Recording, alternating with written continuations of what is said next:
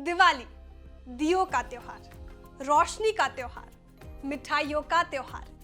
लेकिन दिवाली पर जश्न के साथ आप कुछ बिल्कुल अलग भी कर सकते हैं।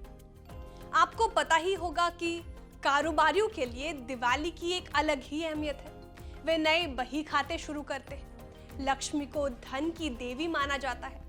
गणेश किसी भी नए काम की शुरुआत करने के लिए सबसे शुभ माने गए हैं।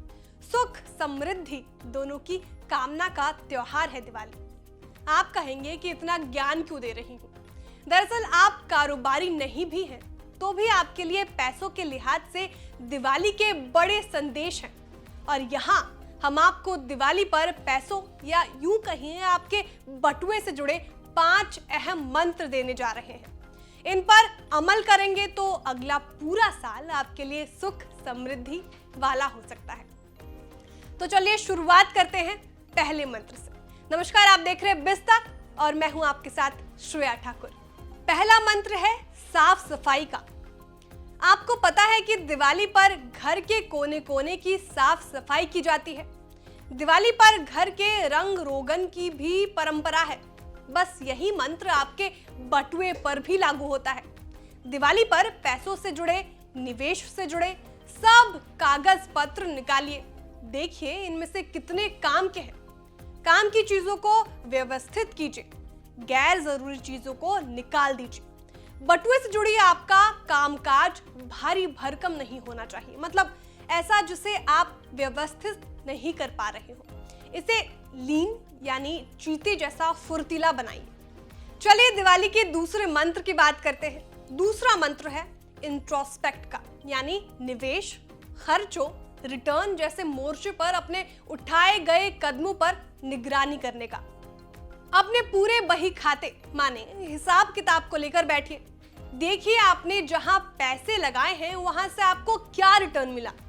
जो कर्ज उठाया उस पर कितना पैसा पिछले पूरे साल में आपने खर्च किया।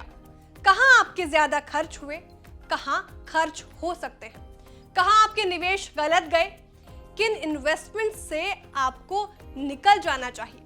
अपनी गलतियों को पहचानिए, इन्हें अगले साल नहीं दोहराने का संकल्प लीजिए। दिवाली का तीसरा मंत्र दूसरों से जुड़ा हुआ है। यह है फाइनेंशियल प्लानिंग का। अपने इन्वेस्टमेंट्स, खर्चों, रिटर्न और गलतियों को पाई रत्ती का हिसाब करने के बाद नंबर आता है। प्लानिंग का माने अगले साल के लिए अब कीजिए फाइनेंशियल प्लानिंग। देखिए कि मौजूदा माहौल में कहां पैसा लगाना चाहिए। स्टॉक्स ठीक रहेंगे या एफडी या ऐसे ही दूसरे इन्वेस्टमेंट्स। देखिए हर महीने सेविंग का गणित कैसे संभालना है, किस महीने में कितना पैसा कहां लगाना है।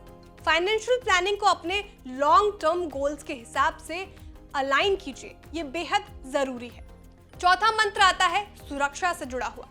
दिवाली पर दिमाग लगाइए कि क्या आपका परिवार और आप पर्याप्त सुरक्षित हैं, यानी आपके पास पर्याप्त इंश्योरेंस कवर है या नहीं।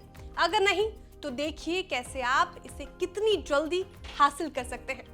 अपनी जरूरतों के हिसाब से इंश्योरेंस पॉलिसी लीजिए। हेल्थ कवर, लाइफ इंश्योरेंस और घर के इंश्योरेंस को इतना पुख्ता रखिए कि किसी भी आकस्मिक हालात में आपके लिए कोई बड़ी मुश्किल खड़ी ना हो। अब आते हैं पांचवें मंत्र पर। यह है अपने इन्वेस्टमेंट को डाइवर्सिफाई करने का।